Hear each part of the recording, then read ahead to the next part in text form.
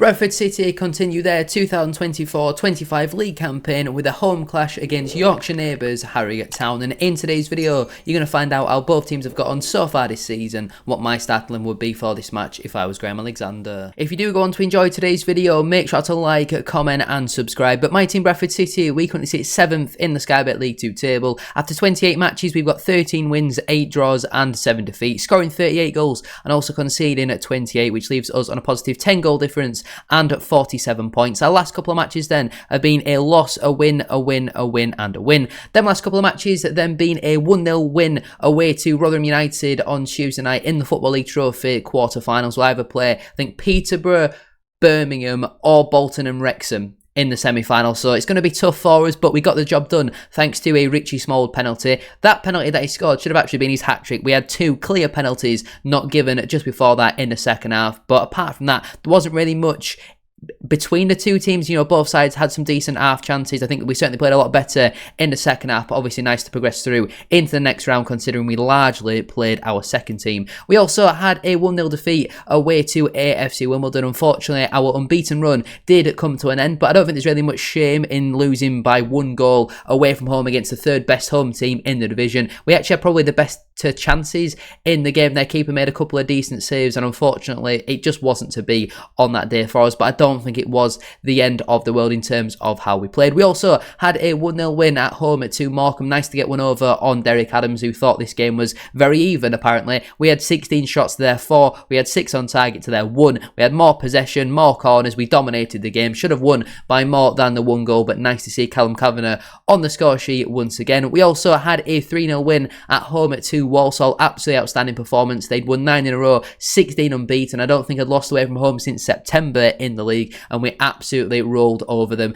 Alex Patterson was outstanding. Anthony Sarsfield with 3 goal contributions as well. The players definitely stood up to the challenge in this one. We made Walsall look bang average at best. They were one of the worst teams to come to Valley Parade all season, so that was a very important 3 points for us. And we also had a 1-0 win away to Carlisle. Again, nice to go there and get the hoodoo off our back. First win there in over 40 years. Mark Hughes has just been appointed as a new Carlisle manager. I've done a TikTok over on my TikTok page talking all things Mark Hughes and Carlisle, so make sure to go give that a follow if you haven't already. It's at samdrake_. But yeah, this was nice for us to get the win in a pretty even game. It was a tough test to be fair, but we got the job done in that one. If we compare it though to Harrogate Town, they currently sit 20th in the Sky Bet League 2 table. After 30 matches, they've got 8 wins, 6 draws and 16 defeats, the 3rd most amount of defeats in the entire division, just 25 goals scored, and they've also conceded the 41, which leaves them on a minus 16 goal difference. That is the 4th worst in the division and only the 30 points. Their last couple of matches then have been a draw, a loss, a loss, a draw and a win, so just 2 points picked up out of their last possible 12 available. But I think off the top of my head they did have a pretty decent, a pretty tricky run of fixtures recently. The most recent one was a 1-1 draw at home to Crewe Alexandra. A pretty even game, maybe Crewe slightly did edge it in terms of the possession, but in terms of total shots, very even. Crewe had a few more on target, but I'm sure they're probably never really going to complain with a point against a playoff chasing team. They also had a 2-1 defeat away to MK Dons. Despite scoring the 92nd minute equaliser, MK Dons went up the other end, and a great strike to be fair from Alex Gilby to win the match. They had 22 shots though away at MK Dons, who didn't necessarily dominate the ball. You know, they've clearly had more possession, but they've not completely controlled it like what you'd maybe expect MK Dons to do. I don't think Harrogate played too bad in this game, but 22 shots and only 4 on target is clear to see where their problems are. They also had a 1-0 defeat away to Doncaster. Again, they've stayed in the game for the large part, but have conceded quite late on. I can certainly see this one being another scrappy 1-0 home win with us scoring quite late on, because Harrogate actually played pretty well again in that one, but just couldn't get the ball in the back of the net. They also had a 0-0 draw at home to Colchester. Probably quite frustrated with this one. I know Colchester are not really doing much so far this season. They're down and around there in the table, if memory does serve me correct. They're actually up to 13th at the moment, but around this type of time they were very similar placed in the table. So I don't think a point in this one isn't the end of the world, but these are the type of games at home where you do really need to be winning. And they also had a 2-0 win at home to Cheltenham. 2 own goals got the job done for them in that game, in a match where they probably did deserve to win at looking at the statistics. But as we know, Harrogate have got a lot of our former players. If we have a look at their most recent lineup against Crewe, you can see the likes of Ollie Sanderson got a start, Levi Sutton, Anthony O'Connor. They've got Matty Folds, Matty Daly as well. So they've got a fair few of our former players. I wonder how many will play against us, and one of them's going to score surely. The probability of one of them scoring is probably quite high. Before we do go any further though with today's video, don't forget to drop a like on there for me and subscribe to the channel as well if you are new. Can we try and hit 60 likes on today's video? That would be massively appreciated. And don't forget to get your thoughts in down in the comment section down below. What is your score prediction for this match? What would your starting 11 be as well? Now, after Tuesday night, I certainly do believe Graham Alexander has a fair few selection headaches for this game, but he's always said they're always good headaches to have. He probably don't really describe them as headaches, but they're good.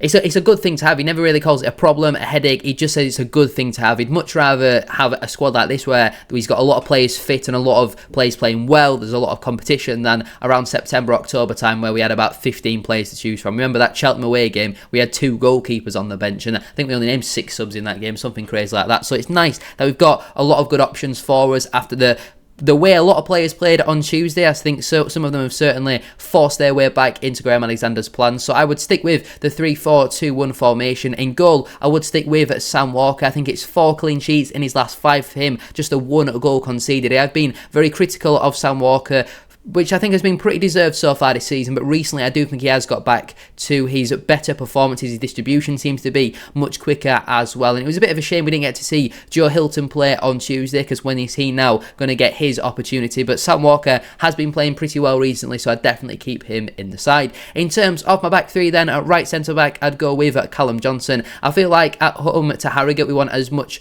attacking intent as possible, and if Johnson's going to be overlapping my right wing back, who we'll obviously get onto in a moment, then I would certainly prefer that to Aidan Baldwin, who I think has struggled at times in the last couple of matches. I do think he does struggle a little bit with the more physical strikers, and I wouldn't say Harrogate have necessarily got that, but I think I'd rather have Callum Johnson for this game. Obviously, Baldwin's played a lot of football recently, came on off the bench on Tuesday, but I think I would personally go with Callum Johnson at this moment in time. In the middle, I would go with Paul Huntington. I think it's unlikely Jack Shepherd will be back fit for this game. He might make Tuesday's game against Accrington, but he obviously took a pretty nasty whack on Tuesday, late on, hobbled off, and Graham Alexander said he's got a big swollen shin at this moment in time, and I don't think we necessarily need to risk him, as good as he has been for Bradford City since he's moved into the middle of the back three. We don't need to risk him. Let him play on Tuesday. Huntington, obviously back in the team on Tuesday, came on off the bench on Saturday as well, and I think Huntington's proved to be a really, really good signing for us here until the end of this season, and for me personally, I would keep him in the side because I think defensively he's been brilliant. As my left centre-back, I would stick with Romney Critchlow. It hasn't been confirmed the extent of Kieran Kelly's injury, but he put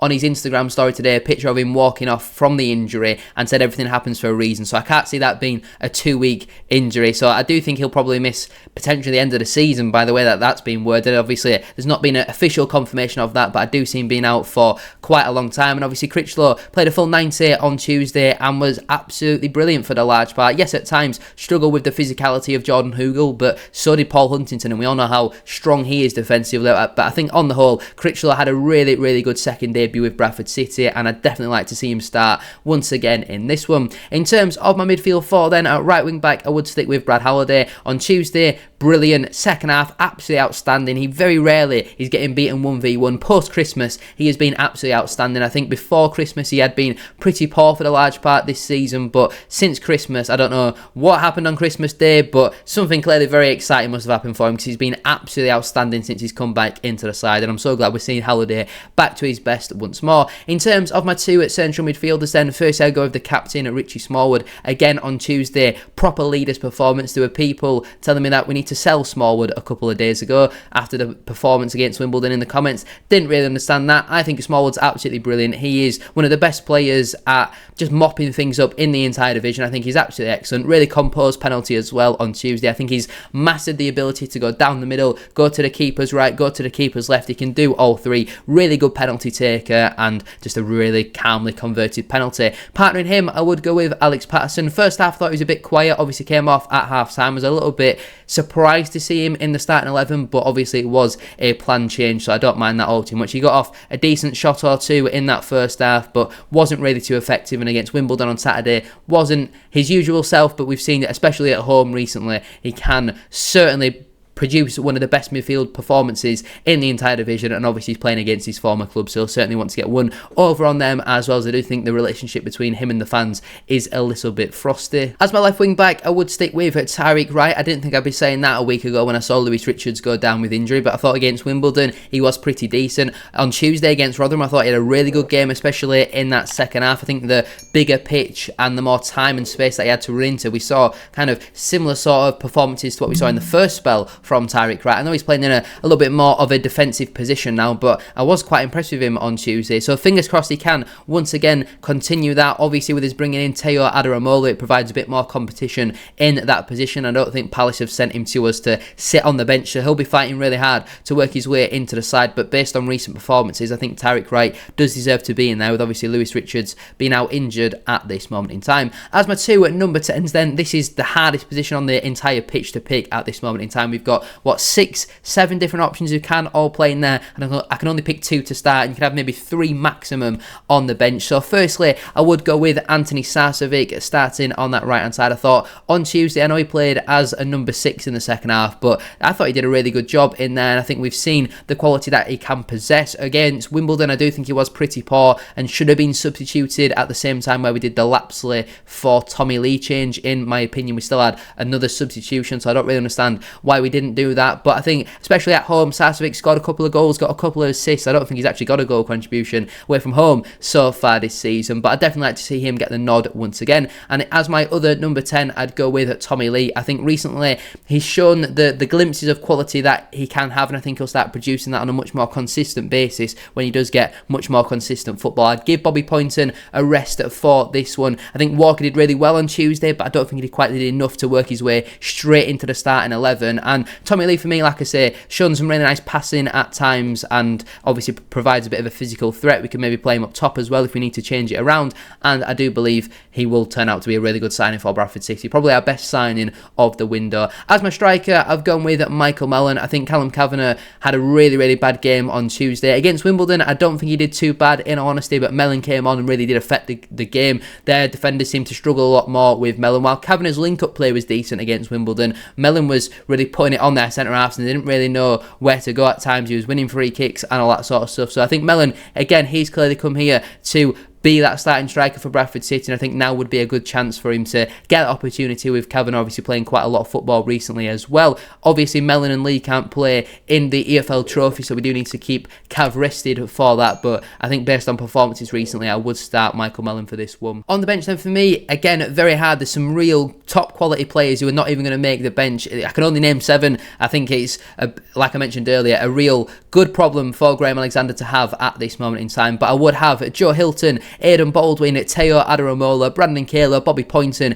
Jamie Walker and Callum Kavanagh on that bench. The players currently unavailable are Kieran Kelly with that hamstring injury, Jack Shepherd with that shin injury, Lewis Richards with the shoulder injury, and Andy Cook with the ACL injury. So the players who miss out then through selection will be Colin Doyle, Zach Cady, Jay Bennett, Neil Byrne, Gabriel Wadsworth, George Lapsley and Clark Adore. I do certainly see Lapsley being on the bench over either Poynton or Walker in my opinion, because I think Alexander's obviously brought him in to play, but I think Walker played that well on Tuesday. You've got to have him at least on the bench. I know it's only been 45 minutes, but I think we're now going to see a real determined Jamie Walker between now and the end of the season. In terms of a score prediction for this game, I'm going to go Bradford City 1, Harrogate Town 0. We've had a lot of 1-0 wins recently, and they're one of the better scorelines to win by. Clean sheet, just get the job done, and as much as you want to win 5-0, a 1-0 is a bit more satisfying in it. Make sure to like, comment and subscribe, and I'll see you very soon for another one.